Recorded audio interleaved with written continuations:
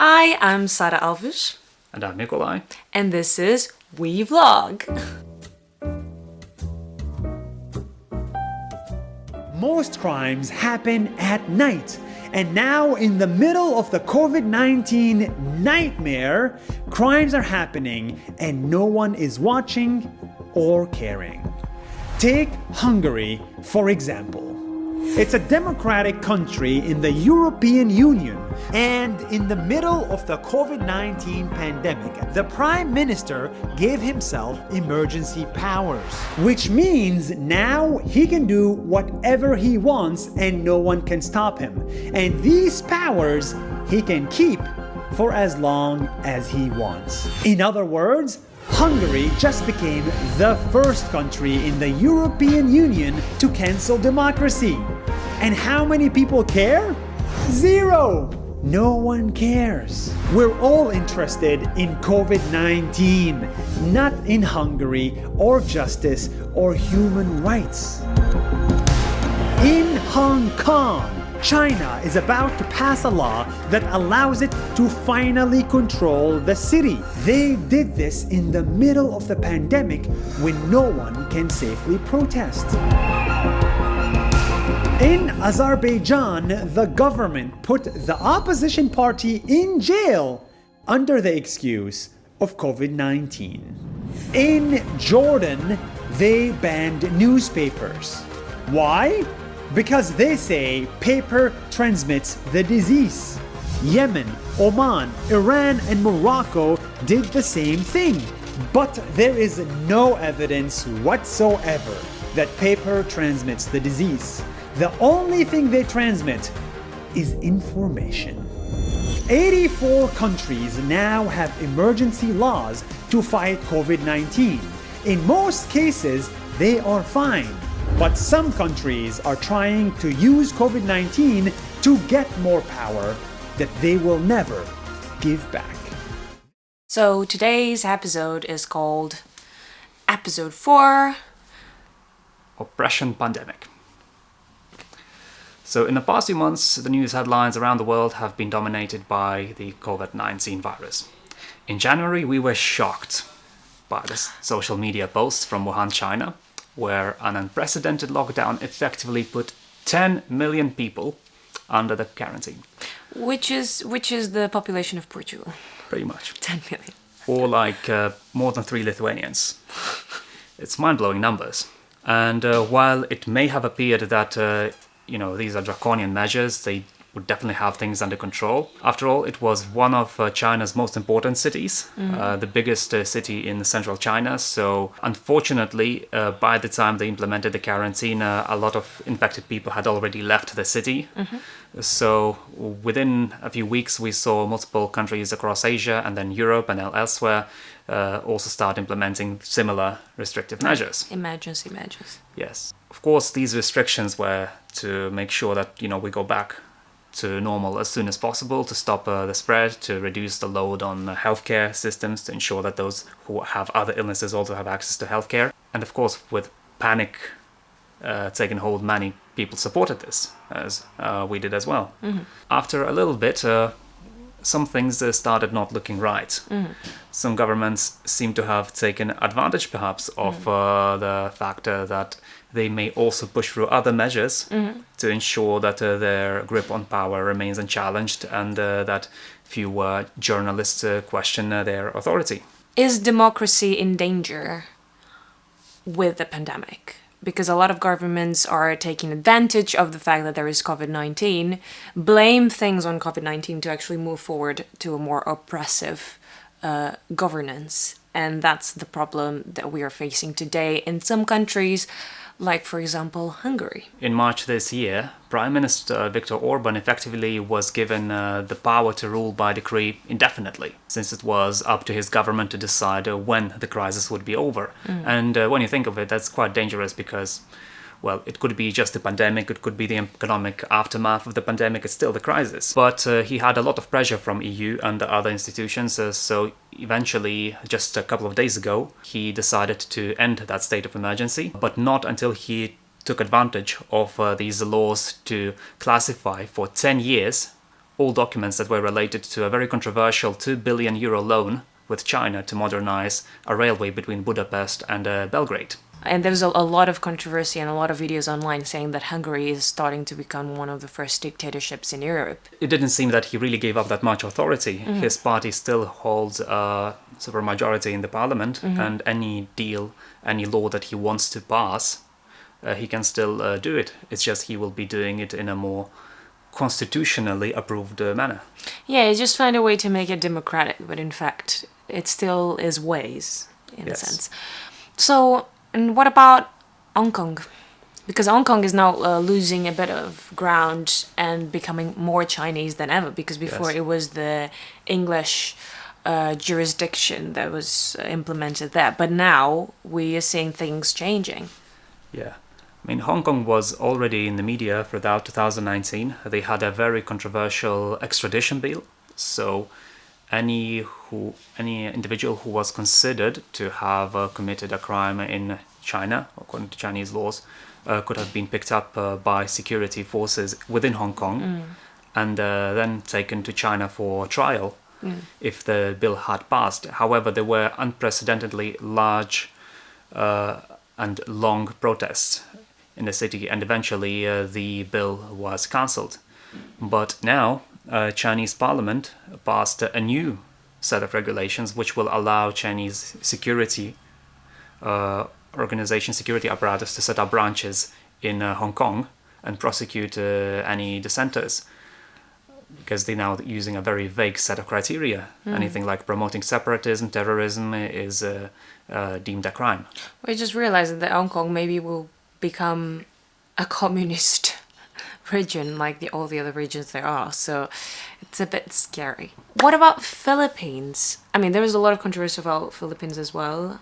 Can you tell me a little bit about that? Yeah, so in Philippines we have a strongman president, Duterte, who infamously was shooting on a street, shooting drug dealers and drug users in the streets.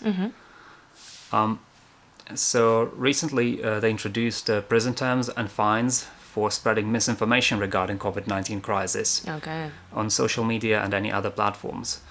And when you think of it, if somebody publishes, let's say, an estimate of figures of cases, how many people have been infected, how many people died, and the government decides, okay, this is not what we want the people to know, they can also prosecute those people. Yeah, so it's like a catch-22. So it can be a measurement to protect the truth or a measurement to control the truth.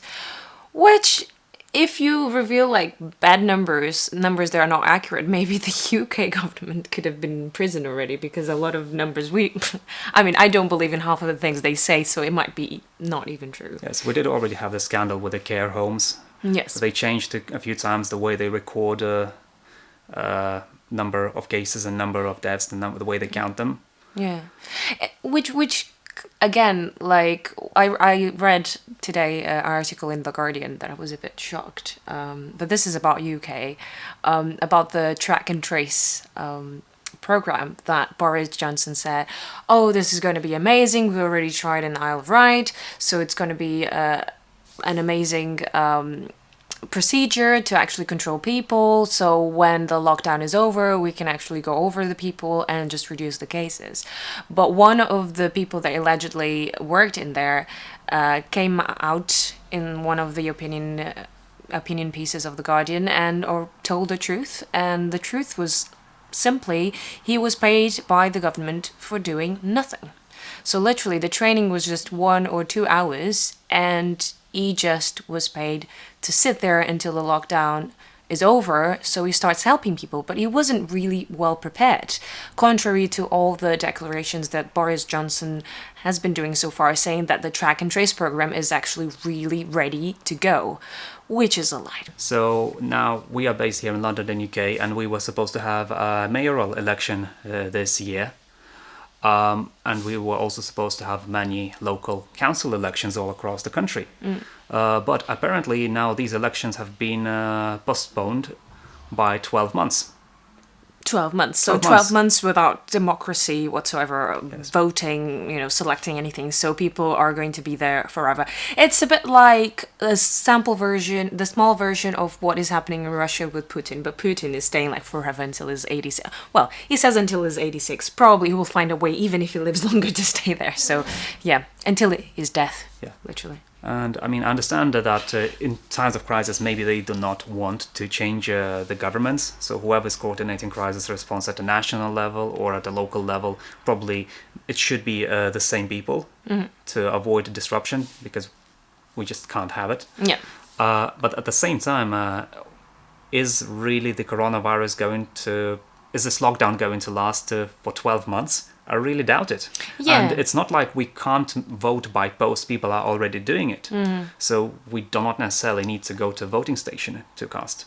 Yeah, I mean, if we already transpose a lot of a lot of systems, like educational systems, into an online one, why not do that with voting? Yes. It seems like we are very avant-garde in every single type of institution to actually, and we've proven that we could actually move most of the institutions entirely online, but apparently to vote, that's not the case. I think it's like a measure for the governments who are in power right now to stay more in power, or consuls to stay more in power, I think. It's like a measure to break slightly a bit the democracy for 12 months and to postpone it. Because if you can do, classrooms online, if you can apply to a numbers of things online, why not voting online? I mean, you can even protect even more the voting system like that instead of counting, by hand. So I really don't understand this. Well, I mean, in fact, I do. I think it's a way of, politicians stay in power for longer. I mean, it does, I suppose, it does help, it does prevent certain groups of population from voting. I suppose it's more difficult to go vote at a voting station if the elections are on a working day, as it often happens here in UK. And of course, there are a lot of security questions with regards to electronic voting. But even without a widespread electronic voting, it's not to say that they can't have elections. For example, in South Korea, they had its parliamentary election in the middle of coronavirus outbreak on 15th of April. Of course, they managed to handle the crisis a bit better, but it also indicates that, we don't have to wait another 6 or 9 months after the lockdown starts to ease, to get people to vote again. Yeah. And it's not only UK that does it. Apparently, there are 62 countries that have postponed elections at a local or national level. And these at this extreme spectrum, this also includes of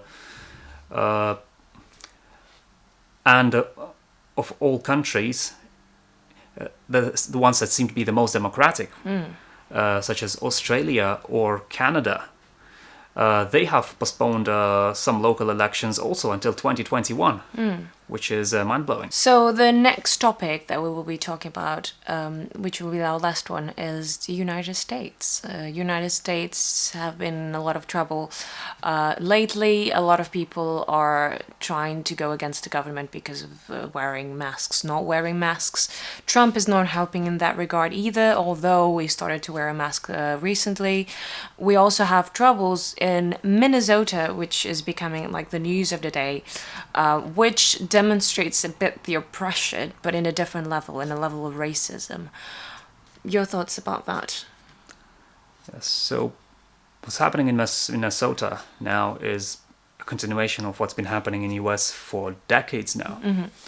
It's once again a case of unprovoked police brutality and initial reluctance of authorities to follow up on any of their concerns. In this case, this initial refusal to prosecute the police officer who essentially strangled an unarmed black man to death who was fully cooperating with the police.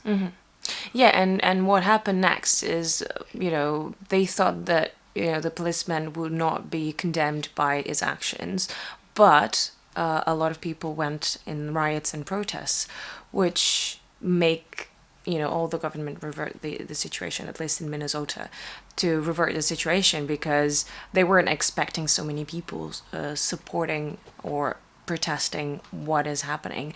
And it was very interesting that one of the CNN crew members was arrested, and he happened to be Jimenez, who's a Latino. So it really reinforces even more the racism in the country, that by mistake they imprisoned someone that was working for CNN, but because he was dark skinned, he was arrested, which is a bit weird. Thank you for joining us today for our 4th episode of WeVlog. Please leave in the comments below. Do you think we're facing an oppression pandemic? Or do you think these measures will only be temporary and life will return to the way it used to be after this virus is wiped out of the face of the planet? Hopefully we will still keeping our democracy up. See you guys soon. See you next week. Bye. Bye.